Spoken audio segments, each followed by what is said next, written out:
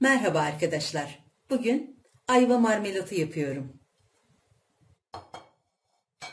Öncelikle ayvalarımın hepsini soyuyorum.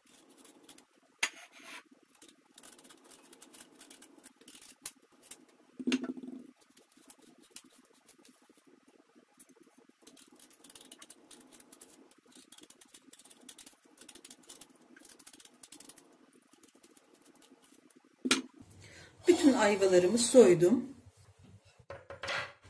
Şimdi ayvalarımın içini temizleyeceğim.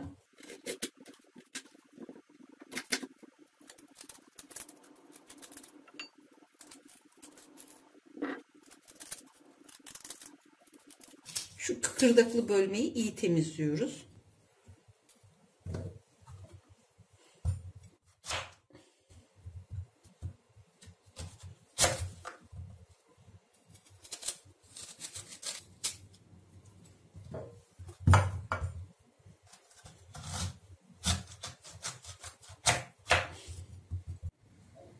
Ayvalarımı soydum, dilimlere ayırdım. Şimdi netini alıp ondan sonra da rendeleyeceğim.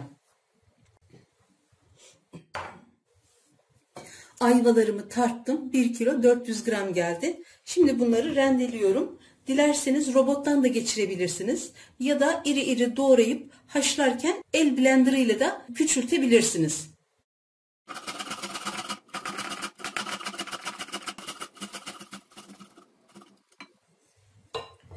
Ayvalarımın hepsini rendeledim. Şimdi tencereye alıyorum.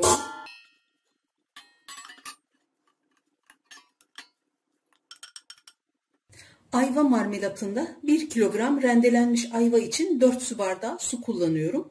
Burada 1 kilo 400 gram ayva olduğu için 6 su bardağı su kullanacağım.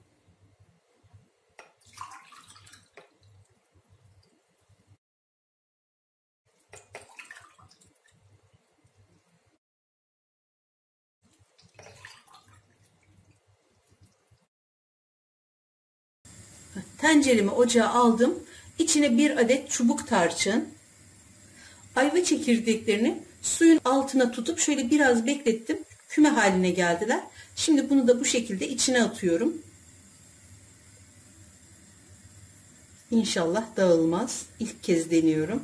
Bu şekilde ayvalar kaynayana kadar harlı ateşte, kaynadıktan sonra kısık ateşe alıyorum. Kapağını da kapatıyorum.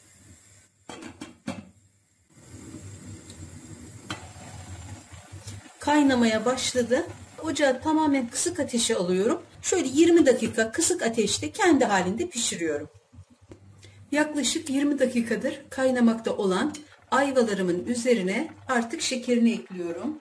1 kilogram rendelenmiş ayva için 4 su bardağı şeker ekliyordum. Yani 750-800 gram civarında.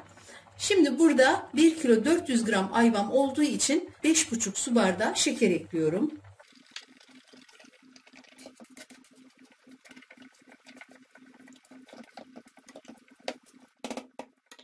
Ayvalarım kıvam ve renk alana kadar bu şekilde kaynatıyorum.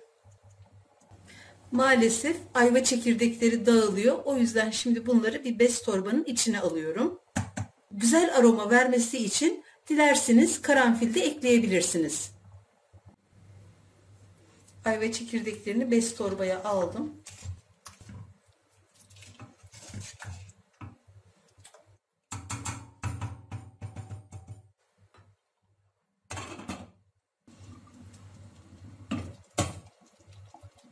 Yarım saattir ayva marmelatım kaynıyor.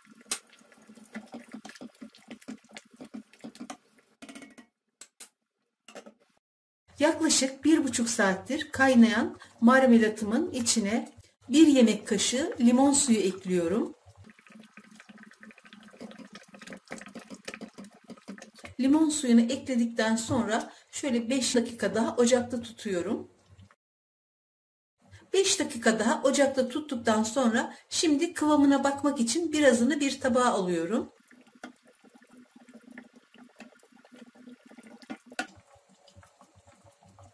Kıvamı gayet güzel olmuş. Hemen ocaktan alıyorum.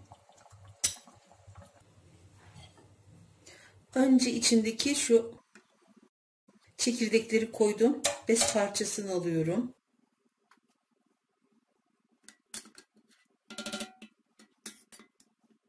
Çubuk tarçını da çıkarıyorum. Önce bir kısmını sunum tabağına alıyorum.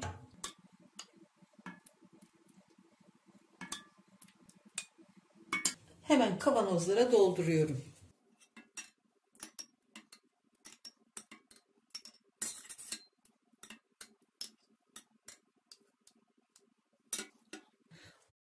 Kavanozun ağzını şöyle temizce sildikten sonra hiç kullanılmamış 0,1 kapakla şöyle 3 geri 1 ileri yaparak sıkıca kapatıyorum.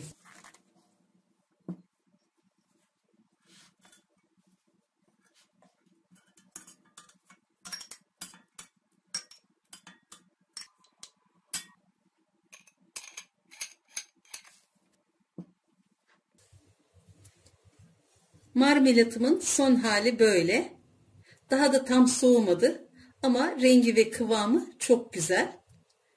Ortalama 2 saatte bu kıvama ve bu renge geldi. 20 dakika kadar bir ön pişirme. Şekerini ekledikten sonra da ortalama 1,5 saatte bu hale geldi. Elinizdeki ayvaları bu şekilde değerlendirebilirsiniz. Herkes yapsın, herkes denesin isterim. Yapmak ve denemek isteyen herkese şimdiden kolay gelsin, afiyet olsun.